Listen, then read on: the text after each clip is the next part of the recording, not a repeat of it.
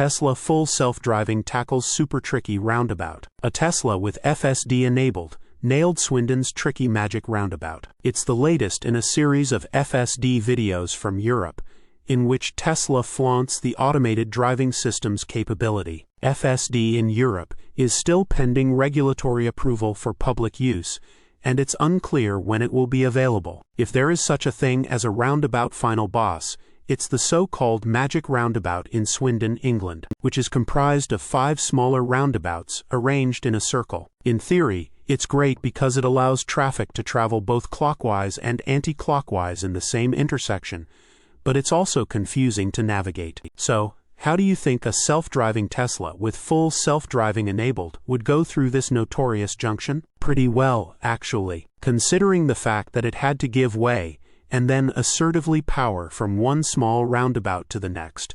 It doesn't look like it had any trouble. It drives through the Magic Roundabout several times, each time doing something slightly different, but it never looks sketchy, and it just seems to flow with the rest of the traffic pretty well. Note, however, that Tesla would naturally not include clips of it doing poorly. This roundabout segment is an excerpt from a longer FSD drive through London, as Tesla waits for regulatory approval to officially launch the automated driving service in Europe. The manufacturer is purposefully releasing videos of FSD navigating some of Europe's trickiest driving environments, including the roundabout around the Arc de Triomphe in Paris and Rome's narrow side streets with the eat or be eaten driving style of the locals. FSD always seems to do just fine, as if to tell European regulators that it's ready to go public on the continent. However, the regulators are taking their time, and it's not clear when Europeans will finally be able to try FSD out on public roads. We can't even speculate, since there's no precedent for this. The only other manufacturer whose cars are allowed hands-free driving is Mercedes-Benz,